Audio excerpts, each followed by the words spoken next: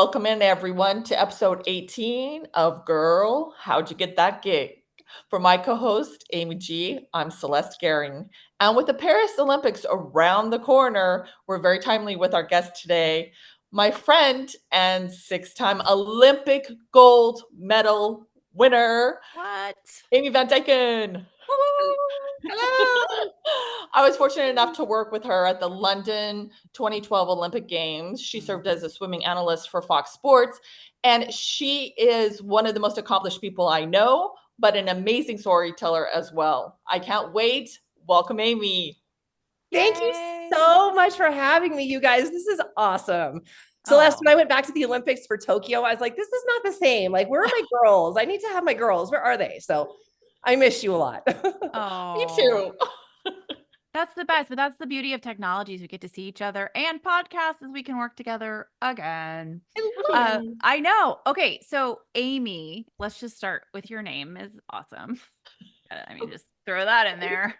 Right? I mean, only Amy's are the coolest people ever. I mean, they're kind of cool. Yeah. Right. Celeste is cool too, but Amy's. All right. So before we get into all that you do, Aim, I already called you Aim. That's how that one I love rolls. it. That's how we roll, girl. Yeah. We always kick off our podcast with a game. And so it is time for Girl Gig Quick Pick. And it's a trivia game to test your knowledge in the area of what else, Celeste? Olympic moments. Olympic moments. God. Okay. All right. Okay. Can I preface this, Amy, really quickly? I got hit in the head very hard when I hit a tree during my accident. I forget who my husband is from time to time. So let's just take it easy on the old lady over here. Well, I kind of wish I could forget my husband's name. He's not going to be happy with it, but I don't have that excuse. And so I got to figure something else out. But just kidding, Paul. I love you so much. All right, here's your first question. Okay. True or false? So, I mean, we're going to keep it real basic. Okay. Since you have 6 of them, gold medals are mostly made of silver. True or false? Made of silver. I think they're actually pewter. So I'm going to say false. It's actually true. They're actually silver? They're silver. I got ripped off. Mine are pewter. Well, really? We're going to take this to the Olympic Committee. Exactly. We're going to take it in. Let's go. Okay, I got a multiple choice one for you. How many countries have hosted the Olympics since 1896? A, 25, B, 32, C, 19, or D, 50? When in doubt, pick C. Ding, ding, ding. I was gonna do like dun, dun, dun, like try and just be, right, like Jeopardy. I'd be even more nervous. All right, we only have 2 more. That thing on The Price is Right, where he had that thing going up that mountain. That made me so nervous every time. Oh, God, I know. It was like the little hiker. Yeah, the hiker that went up the yeah. I love that show. I actually had a friend who won a car on that show, so I loved that show. Okay, we only have 2 more, so you're doing well. Another multiple choice for you. What is the most watched sport in the Olympics? A, swimming, B, track and field, C, gymnastics, or D, soccer? Ooh, is this worldwide or just in our country? Celeste. I believe it's worldwide. I'm going to take you onto the pitch with some footy ball. It was really good try. No, it's gymnastics, isn't it? When in doubt. It's gymnastics. Gymnastics, yeah. They're so good. Oh, they're so good. Well, I got to say, though, I loved watching. I always love watching swimming. I've always loved it. So, Thank you. Yeah. Thank you. And I'm not trying to kiss your booty. I just love that sport. It's so awesome to watch. Thank you. It is fun, but we don't have the, like the near death stuff that they do in gymnastics, like the falling off the beam and throwing yourself off the uneven bars into the stands. Like, we don't have that in swimming. So it's not nearly as exciting. So I understand. There's always like world records that were set and beating your personal best, and you'd win by like a fingernail. And it was always very exciting to me. So still is. Yeah. All right. Last one before we get into it. Last one. Which one of these do not showcase what the Olympic rings stand for? A, the Union of 5 Continents. B, the Olympic medal shapes. C, the participation of the athletes at the game, or D, the activity of the Olympic movement? C. Close. Almost. B. So close. B. You know what? The I'm Olympic removing medal my shape. tattoo. I am removing that tattoo. I have no idea what it's actually for. Where's your tattoo at? Well, awkward. It's on the Ooh. inside of my left ankle. Celeste went there. So I'm actually going to get one here because now no one sees my ankles because I never wear shorts anymore. So now I can just like, pretend to flex and I'm be like Caleb Dressel, right? Doesn't look like you have to pretend to flex, honey. You I got don't your think guys so. there. Yeah. You're very cute. You're cute. Yeah. Thank you. Put it there for sure. Who dreads swimsuit shopping? We do, that's for sure. And that's why friend of our program, Denise Foley, created Sunset Vibes swimwear. If you want to look good, feel good, and wear a suit that fits perfectly, check out sunsetvibesswimwear.com. Most brands use generic grading to determine sizes, but Sunset Vibes swimwear took more than 2 years to fit test over 100 women from size 2 to size 26, ensuring every curve was considered and every body type fit to a T. Everything is sustainable, made in LA, and ladies, you deserve to feel amazing in swimwear. That's Sunset Vibes, VIBES swimwear.com, and the search for the perfect swimsuit is over. Yeah. Okay, let's just start at the beginning, Amy. All right. Okay. All right. When kids are young, they're always asked, what do they want to be when they grow up? What did you want to be? Okay. So this is going to sound funny. I wanted to be a veterinarian, but I couldn't do that because I have such bad allergies and asthma. So then after that, I either wanted to be an actress or I wanted to read the news. Here we are. It's what Amy's grew up wanting to do. Read Is that what you wanted to do too? Oh, yeah. That's my whole, like Barbara Walters was my idol. I just, Yeah. yeah, all of it. I loved She was all of it. wonderful. Oh yeah. You know, yeah. I So- loved her. That is really interesting that you suffer from allergies and asthma and went on to become a ridiculously accomplished Olympic athlete. Was that an issue to have to overcome that? It was. So I was diagnosed at 18 months old, which is very early for Oh, being diagnosed with asthma. I was diagnosed with severe asthma in all 3 types. So we've got infection induced, which I have right now. So I'm having a hard time breathing. Also, we have allergy induced and exercise induced. One of the things that people don't know about me is not only do I have exercise induced asthma and I'm severe in all 3 of those types, but I'm also allergic to chlorine. What? So I would say throw your child in the water and make them a swimmer because that makes total sense. I don't know. Yeah, I know. It was right. It was like my mom could either put me in soccer or swimming. I was going to do something. I wanted to be with my friends. And she's like, well, soccer's not good for you because you're going to be out there in the grass and the weeds and the things and the running, but swimming is easier on you. Right. So I got into swimming and it's funny, you guys, I started when I was 6. I didn't finish my first 25-yard length of the pool until I was 11. Wow. What? Yeah. So years to build up your lung strength, huh? Years. And it was funny because people were like, why didn't you quit? And like, that was the first time that I was with my friends, right? I wasn't the fastest swimmer, not even by a long shot, but I was buying my Speedos. I was eating the Jello. I was sitting under the tent, doing the cheers. Like I was a swimmer. And then it just so happened, I just kept going and getting better. And then now here we are. Yeah. Yeah. You got pretty good. Yeah, it was okay. Will you go into that a little bit more and describe what that is like? You know, we see it all the time, Olympic athletes, young athletes missing prom and different things that they have to sacrifice because of the commitment they've made to this sport and the level that they're playing at. So how do you describe growing up as a swimmer with all this potential? What was life like for you? Well, my parents tried to keep it normal. They tried to keep it cool and letting me hang out with my friends still. But it's tough. I mean, you don't get to go out on Friday night because you've got Saturday morning practice. Saturday night, you may go out with your friends, but you also may not because you might be too tired from that practice and you have to rest up.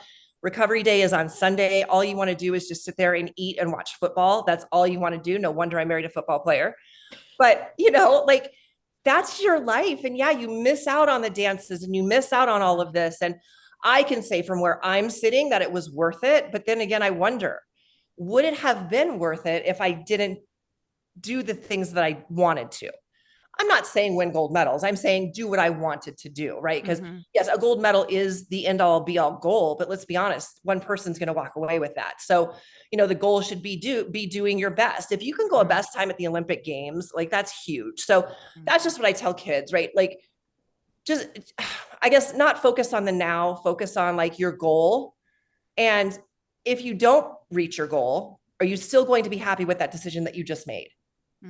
So it's kind of something to think about, and it's hard when you're 14, 15, 16, and, you have no idea what the world has to offer. And you're just this little nugget, and everyone's like, but you have to make your own decision. And they're like, but I can't. So, I do think that parental guidance is great for that. But I also think kids have to keep it within themselves, because parents do tend to kind of helicopter on kids. And I'm not a fan of that either. So yeah, I'd say let them make their own decisions. Would you be happy with it if it doesn't turn out how you want it to? Right. I love that. I know. And we're in the middle of that with our daughter. She's 16, plays volleyball. She's good. It's really good. She's trying to decide, does she want to play collegiate?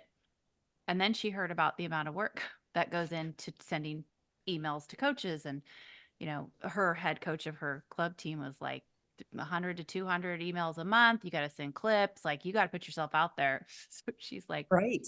I think I'm good. Yeah, I know. It's a lot of work. And it's like I said, these are 14-year-old kids, and they're having to write these adults these letters about why they think they're good enough to join their school. I'm like, oh my gosh, it's so hard. Yeah. And the coach that she has was adamant that the child has to write the letter. If he gets what he knows, if he gets one from a parent, and he throws it away, because he's like, I'm not going to coach the parent. I'm going to coach the kid.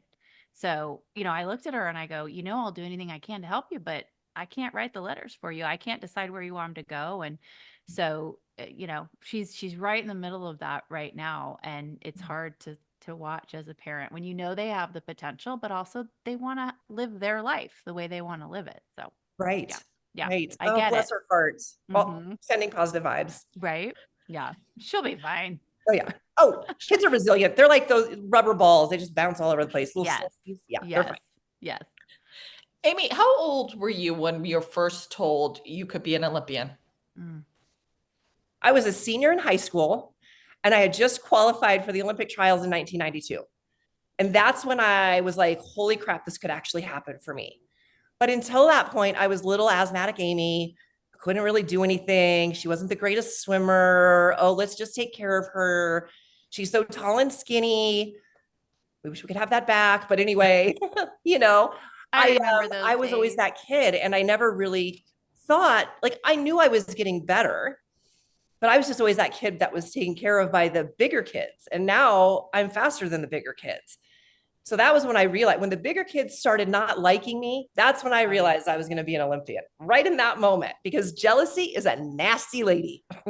Oh, she is. She is. But it's also a great motivator, because you Girl. knew.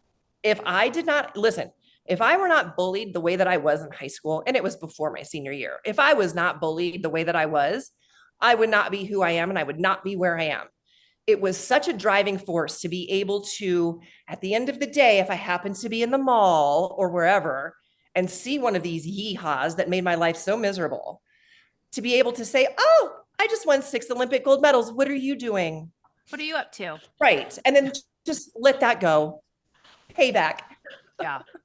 What do you attest that to, what in the short time I'm getting to know you, it was a lot of adversity as growing up in your world and dealing with, your asthma and your allergies, getting bullied, all of that. Where did you find the ability to not quit? Where does that resiliency come from?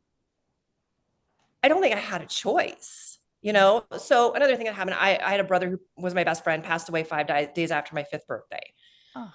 And I felt from that moment on, we're getting into therapizing here. I always felt from that moment on that I was the child that now had to go and do the things that my parents wanted me to do. Mm-hmm. I had to accomplish the things that Donnie was going to do because he's not here to do it, and I have to now do it. Is that right or wrong? Don't know, but that's what it was. And it was always one of those things where when I started to be made fun of, and I tell this in my speech all the time, and this is a true thing. I got picked to be on the state winning relay when I was a, freshman in high school, and I was terrible. I hadn't swum in a meet, and I was doing the whole, saying your prayers, please don't let me screw up. And if I don't, I won't beat up my sister, those things. And the other 3 girls walked in front of me. And I say this in my speech, and I am not lying. They were like, how in the hell did Van Dyken get on a relay? Like, she is so awful. This is a joke. Why are they doing that to me? And all this. And they walked away, and I had all the feelings, right? The sad, the angry, the whatever. And then I thought to myself, whoa, like, who are you to tell me what I can and can't do? You don't know me. I see you for 2 hours a day and you don't even talk to me. You don't know who I am. Mm-hmm. And that was kind of also the driving force, was to prove everyone wrong. Mm-hmm. Mm-hmm. I'm not supposed to be an athlete with exercise-induced asthma as bad as I had it. I was breathing at 62% of normal at the Olympics, which is a lot of people don't realize, because I couldn't take the meds that would make me breathe well, because they were not on the okay list. Right. Yep. So I could only take a certain number of meds. And so I was at 63% when I won 6 gold medals. And I wasn't supposed to do it. Allergy-induced, allergic chlorine, all this stuff. I'm not supposed to do it, but I'm going to show you that I'm going to do it. So don't tell me that I cannot do it, because I'll do it. She's like Wonder Woman. I know, right? Celeste is like, yeah, unless she's working under you, she's a pain in the booty. Never. So what is training for an Olympian like? Girl. All right. So let's go here. My longest race was 59.4 seconds, right? I'm not like Katie Ledecky swimming for 18 minutes. So this is how I trained. 2.5 hours in the morning, did weights for an hour to an hour and a half in the afternoon, 2.5 hours in the pool, 6 days a week, 1 day off a year. I would train anywhere, depending upon where in the season, anywhere from 10,000 meters on up to 16,000 meters a day. And I swam the 50, the 100, 59.4 seconds. Dang. That's insane. Isn't that nuts? It's a lot of time to look at a black line and to really get your stuff together. Yeah. What were the effects that you had to deal with? Like you're saying at the Olympics, when you win 6, you're at 62, 63% lung capacity. You're allergic to chlorine. What would happen to you? And like, what was the body's reaction when these things would kick in? So it would never happen during a race, because I had my adrenaline was going so much, but it would happen after a race. And it's just that can't get a breath in. Like almost you can see everything coming out. It's almost like this type of breathing. Yeah. It's a shaking to try to get it in. I have inhalers everywhere, still do, in my wheelchair pocket. It used to be in my swim jacket pocket. But yeah, I have them everywhere, because you don't know what's going to happen and you need to be ready. Big attacks did happen at the Olympic Training Center, and I had to be pulled out. Paramedics came. It was very dramatic. Too much so for me. So yeah, I mean, I knew I had a job to do. I also knew that I was not breathing great. I had inhalers at every end of the pool. My coach would also carry one, and I still get pulled out by paramedics. So it wasn't great. It took a lot away from my training, but I think it also gave me a little bit more of a push that the next time that I could go to practice, I would be that much better. Did your training and exercise help your condition at all? Like I know people who deal with cystic fibrosis, exercise is great for them. Yes. What was your situation? I am so different. No. So when I am asthma attack. So when you have someone with cystic fibrosis in the hospital, right, they're working out all the time, trying to get that lung capacity that they do have to continue working, right? My case is that exercise is causing that. So I could not do anything. It's laying in bed. You can't lay flat. You have to sit up, because if you lay flat, you cannot breathe. And so you sit up all day, all night, and you just do your nebulizers. You do your mom will do PT, which is when they come and they do postural drainage on your back. So they cup their hands and smack them all on your back and then on your sides and in your front, just to get that mucus up and out. But yeah, in that way, it's similar to cystic fibrosis, and the way that they work out when they're not well is very different than mine. And I commend them for that. I don't know how they do it. Yeah. I don't know how you do it. Yeah. Oh, you're cute. Yeah, in London, one of the things you talked about was mindset. and you said you knew if you were going to win before you ever got in the pool. And you told this amazing story, and I can't even do it justice, but it went something like you were in the locker room, you stood up, you did something looking at a swimmer, and in that moment, before you got in the pool and swam the race, you knew you're going to win. Can you tell that story?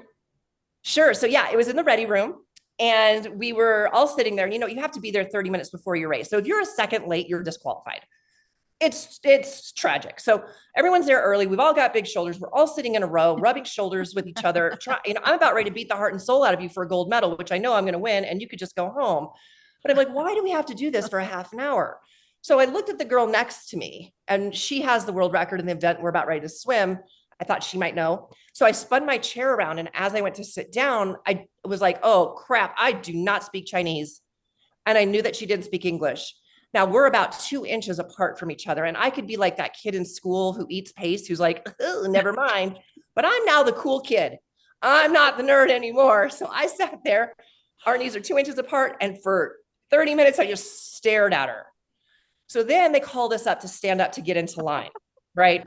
So we all get in line. I'm staring at her. We all get behind the blocks. We're all doing the potty dance, because we're nervous and we got to shake it out. And I turned and I looked over at her. She looked at me, she closed her eyes, and she looked down. Oh, I knew in that moment, right there, that was my race. I won. I love that story. I get chills every time you tell it. And it's so true. It really is. It's like, when you're gonna win. You had know. her. You had her right here. Yep. It's very similar, you guys, to Rocky and Clubber Lang in Rocky 3 when they fight the first Your time. favorite. It's my favorite. And Mickey's hurt and injured, and that's what's on Rocky's mind. And he doesn't make eye contact. And he's going to lose. He's going to lose. You got to stare back.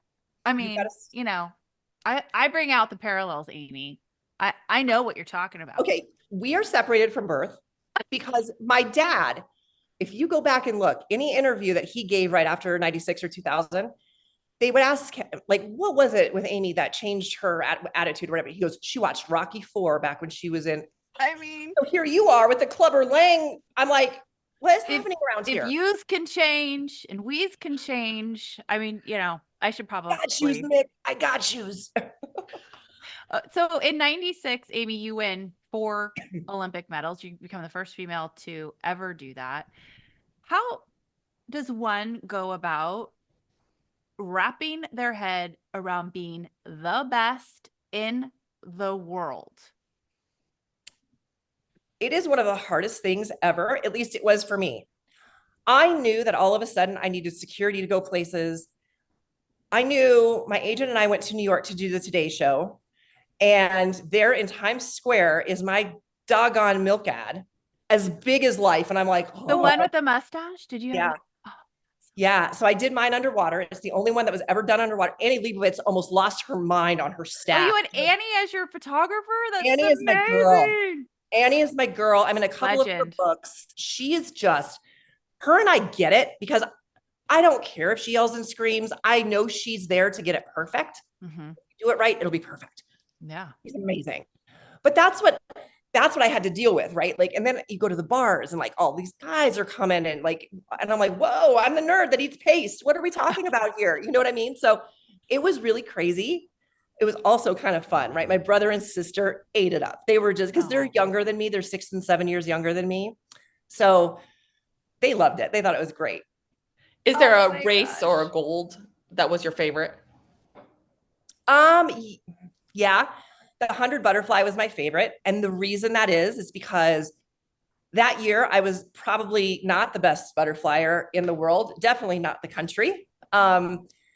I was asked several times to step away from the race because someone else could do it better than me. And I said, stick that in your pipe and smoke it. I'm going to swim it still. And I won it. And everyone freaked out. Like I went back to like the coaches and they were like, we don't even know what to say. You weren't supposed to do this. Don't question me. Don't tell me to go home. I love that. Oh my gosh, we are separated at birth. Let's talk a little bit about your education. You attended University of Arizona. Why and what did you major in? So I attended the University of Arizona because when they take you to a recruiting trip, they take you where you're going to want to go. So I was on fraternity row with all the men with their shirts off, doing beer bongs. I'm like, yes, Arizona. This looks good. Right? I'll take that one. So I swam for them. I swam for them for 2 years. Then I transferred to Colorado State. So there my major was communications. Super sick, mono, found out I wasn't probably going to be able to have kids at 19 years old. So I left, I quit swimming, went to Colorado State University, where I was a human development with an emphasis in infancy and childhood and a child psych minor. Basically, I studied from the moment of conception until the age of 6. Loved it very much. I was going to teach like science to deaf students. Sign language was my second language, so I was going to do that. The reason I transferred is Arizona didn't have my major. I no longer wanted to do communications because why would I want to do that? I'm not going to go to the Olympics anymore. No one's going to care. So I went to Colorado State. One of the first days I'm there for orientation, and the coach is like, Amy, I didn't know you were swimming for me. And I'm like, because I'm not. And he goes, well, tell you what, how about you swim for me for a year?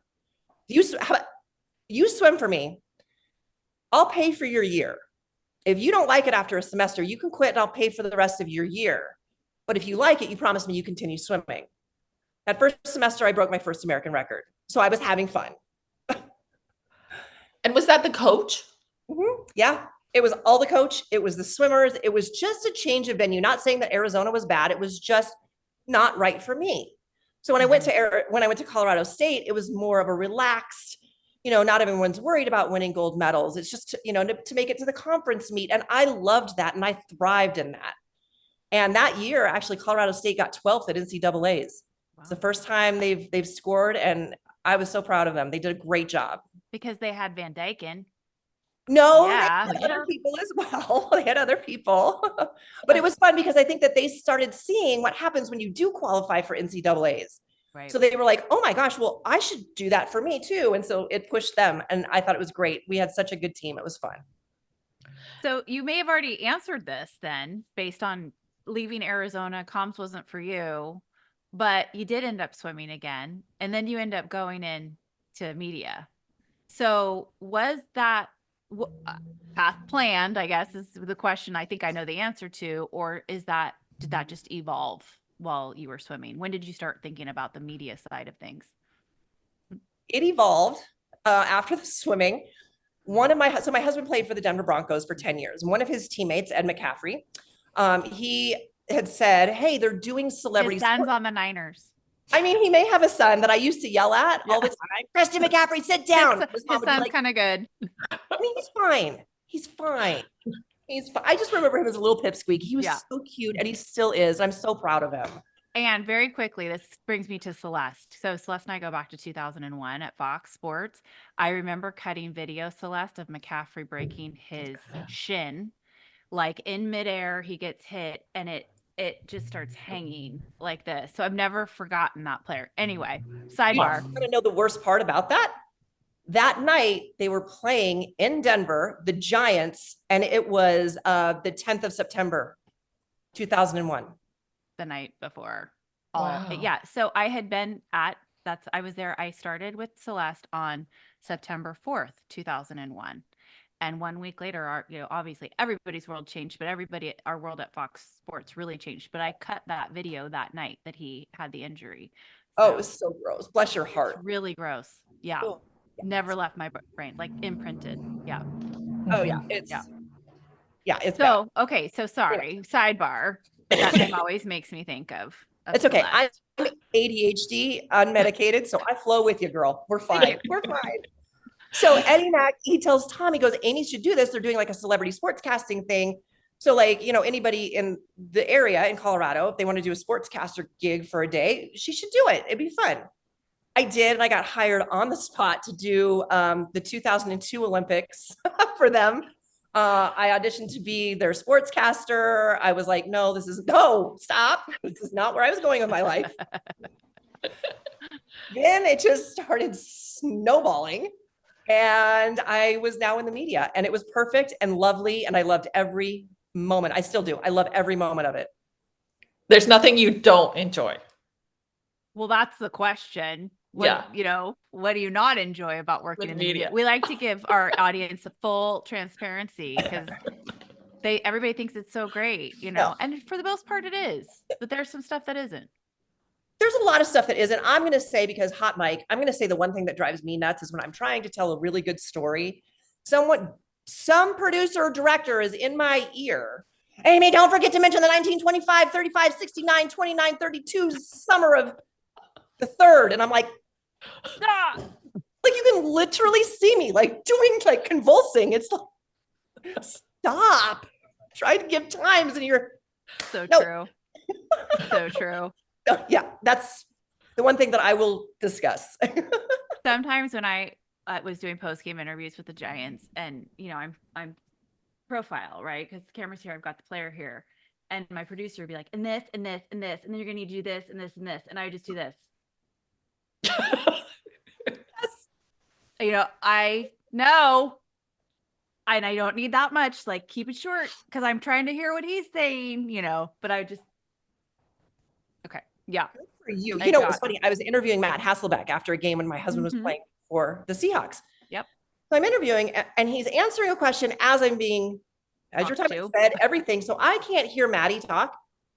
And I, go back to ask the next question. Anyway, we go to dinner and he goes, "You weren't paying attention to me at all, were you?" I go, "What makes you think that?" He goes, "Did you hear my answer?" I said, "Well, absolutely." He goes, "You didn't react to it." I'm like, "What?" He said the entire key of the game, my husband was a punter. The entire key to the game was Tom Ruin and his punting ability. And if he were not the punter on the team, they would not have beat the Chiefs. And you're like, so anyway. And I go, whatever. Let's go. Anyway, back to you guys. Yeah. Oh, did you mention my husband? Oh, no. Okay. That he was the key to the whole game. No, he doesn't understand. That's just how you react. You got it. I know. Correct. He's my husband. I was like, duh. Tell me something I don't know, Maddie. Right? Come on. Okay, let's discuss your current role. Yeah. Motivational speaking, radio, TV personality. What's a typical day like? So today, doing social media posts, doing a podcast with you lovely ladies. I'm going to end up unpacking from Paris, doing laundry, repacking for a trip that I'm going on tomorrow.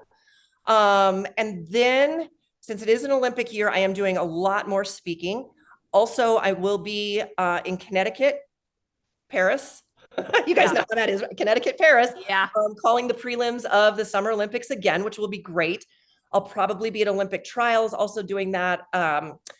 Recently, I worked for the ACC network. I've worked for the Pac-12 network, calling their swim meets since it all started and it just ended. So that was sad. But yeah, I don't know. Typical day. I wake up, I have coffee, I watch YouTube. Do you watch Girl, How'd You Get That Gig on YouTube? I mean, of course I do. Who doesn't? Obviously, everybody's doing it. Okay, a little change in tone here. You did mention your wheelchair, and I'm hoping that we can kind of go over that and what happened to you and that day that changed your life, if you would share that story. Sure. So it was a normal day. We were getting ready to leave Arizona to go to Colorado because it was going to be my husband's birthday. And that night, I'd gone to CrossFit and I met the guy that owned the CrossFit box who happened to be a firefighter, and his name was DJ, and he was lovely. And he was like, "We have the firefighter games, you should come." And I was like, "Absolutely, we will be there." And went home. It was time for dinner. I'd been living in LA, doing Fox Sports Radio at night. And I was like, "Listen, I just want to feel the nice air on my face. Like, take your motorcycle, I'll take my ATV, we'll be fine." So we sat down, we had dinner, and I had a great dinner, trout and steamed broccoli. It was lovely. And I don't know what happened after that. My memory's gone. Thank goodness. So what was put together? My husband was messing around with his motorcycle, which he normally didn't do. He would have normally taken off in front of me. And had he done that, I wouldn't be here because he wouldn't have found me. Mm-hmm. He looked up, he was like, "Babe, go ahead, you take off ahead of me." And I guess I took off, and there was no scream or screech or flicker of a brake light. I just hit a curb, went over a 6-foot cliff in the air. I hit a tree and went down. I broke a lot of my body. The one that was really bad was my T1011 was like this. And this part was take a hair on your head, cut it in half. That's how far it was from my aorta. He got me breathing again. I ended up having my first responders be there. One of them, his name was DJ, who was a firefighter who owned a CrossFit box. It was really weird. Went to trauma, was supposed to have surgery at like noon the next day, and they had to push it up because I exploded the sac that goes around your spinal fluid, like holds your spinal cord. So I was leaking spinal fluid like crazy.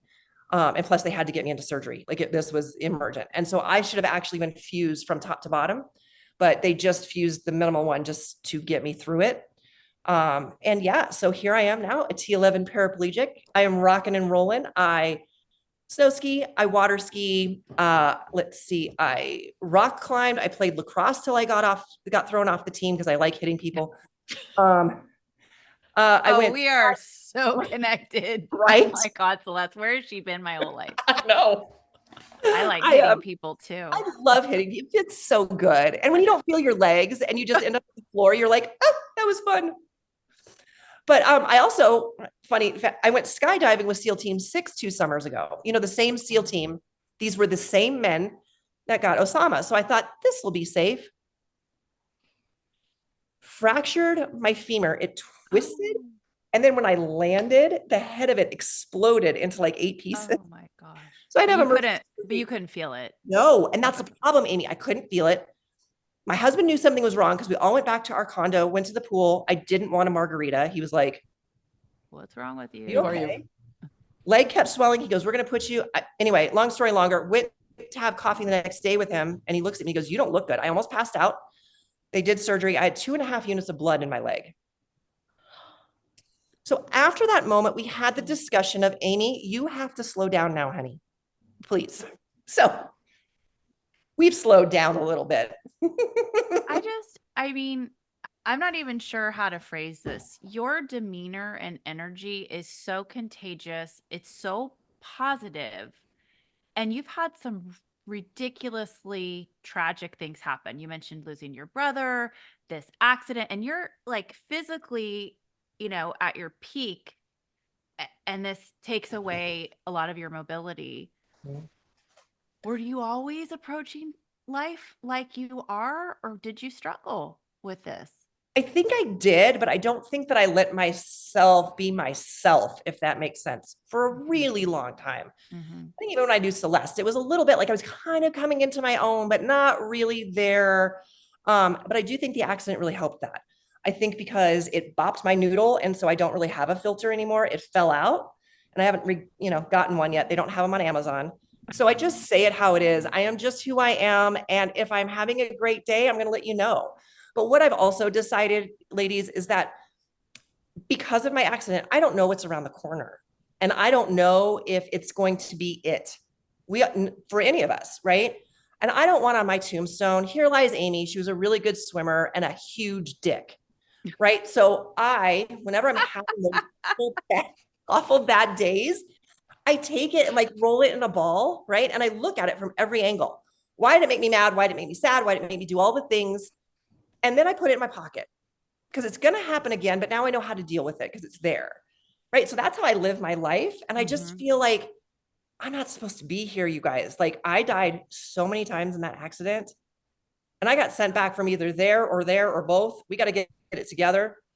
But I think that I have a different perspective on life. It is really way too short to not live it for yourself. And I think a lot of times, and especially as women, we tend to live for our kids, our husband, our whatever, our job. We tend to do that. And I think that I have just realized that I am going to enjoy, I don't have kids, I'm allergic. I'm going to enjoy my husband. I'm going to enjoy my dog. Put it on the list of what you're allergic to. Right. I know, but he's okay. We're okay now. I take allergy pills. There you go. Oh, and you know what I think is so fascinating too, Celeste, about this is so much of your accomplishments for the people watching you identified you, and you made it very clear that that wasn't all of who you are. You are an accomplished Olympic athlete and you're a go-getter. I mean, the things that you've overcome, and that's just to me the best message people can get is like, enjoy who you are at that time, but you're so much more. And you've proven that. It's God. Yeah. You really are. And I think you said it right. You are more than your tragedies. Use them more than your tragedies, and you're more than your accomplishments. Like, like people tend to like zero in on, oh, wow, you were this. No, I'm still that. And I'm a whole lot more. Thank you. I always tell people, and I think I told Celeste this when we were working together in London, if 6 pieces of gold changed me that much, then I was not who I thought I was. And yes, we all have those moments where we are trying to find ourselves, and it's fine. Do it, right? But like, life is such a freaking kick in the pants. So you burn the Thanksgiving turkey and you have to order out a pizza. It's a great story for the years to come.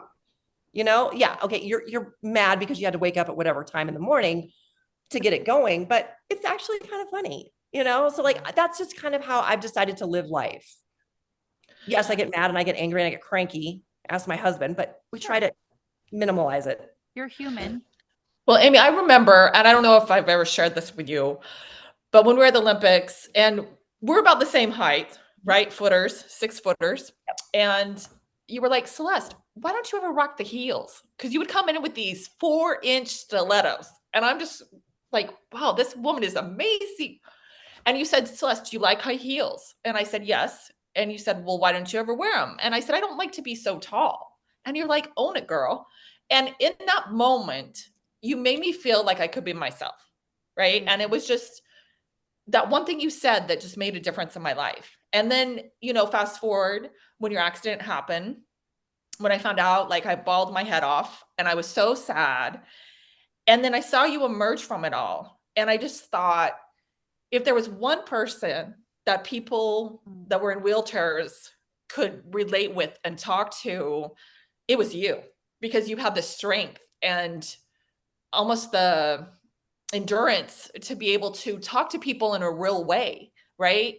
And I just thought, wow, like the things that you're doing now are so inspiring. Like your goals were very inspiring, but when I watch you now, I'm like, yes, girl, yes, say this, say that. Like I'm with you.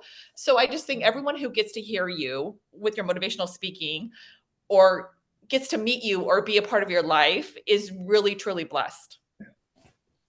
Celeste, you're amazing. Thank you so much. That means a lot. And I did always wonder why you never rock the heels, girl. Because, we'd be able to see you. You could see us. There she is. Yeah, you're just a gift. Oh. You're just a gift. And so it's like so much perspective that everyone needs a little bit of Amy Van Dyken in their lives. That's for sure. Amy, thank you. I'm going to go put my heels on. I'm only 5'10", but I'm going to do it. I'm going to do it. Yes. So going into motivational speaking, why? And how do audiences react to your stories? Ooh, why? Great question. I think it started out as being something that was cathartic for me. Mm-hmm. The more I talked about it, the more it seemed like just a story that I was telling everybody. So it helped me get through it.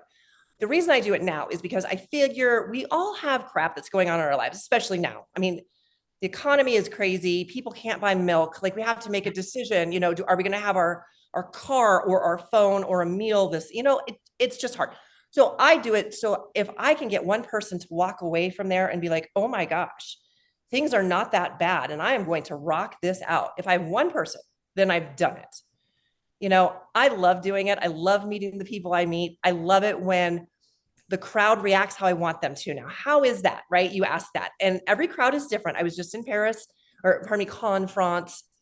I heard George Clooney was looking for me. I had to go. Sorry, George. Wish he'd stop calling. Anyway, so I was there. I wish. So I was there and they were silent. But they came up to me and people were like, and these are the reactions I want.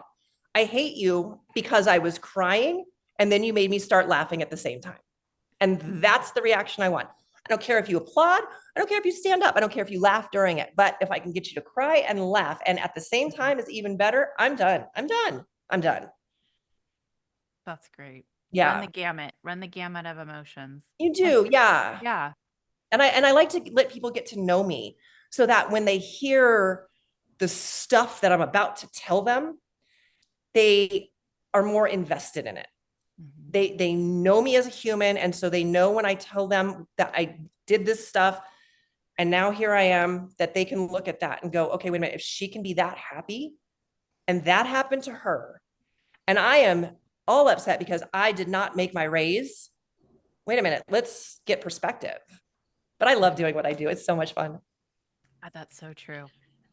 Okay. What are your thoughts on viewership, sponsorship, everything that's happening with the women's sports movement? How do you feel like we've grown? Where do we need to go? Oh, Celeste, you just opened up a can of worms right there. She's gonna tell you because her filter fell out. It did fall out, and I'm kind of wondering where the filter goes with this, because this is, this is the topic right now. And where do women's sports go? And I'm worried about them. I truly am worried about them, because if you read how Title IX was just backtracked, we now don't have bathrooms. We now don't have locker rooms. We don't have a safe space, and any man can participate in any women's sport at any given time. So I think women's sports, I'm really concerned, and it bothers me because I have got, all these nieces that are coming up. I've got them all on my arm. They're coming up and they're all great athletes, and I just worry. So what we have to do as women is we all have to stick together, and we have to just, do what we do. We are women. We have done it before. We're going to rock it out again. And let's just change the world, What's interesting too, when you bring up Title IX, is what I'm finding teaching at Sonoma State, and Title IX had its 50th anniversary 2 years ago, was how many students had never heard of Title IX. And so, one, there's an educational aspect that needs to be re-implemented, that people know what this is, and it happened to help bring equality, not just to sports, but to education. It's an education. And now you do have a trans movement, and you have a lot of different, moving parts.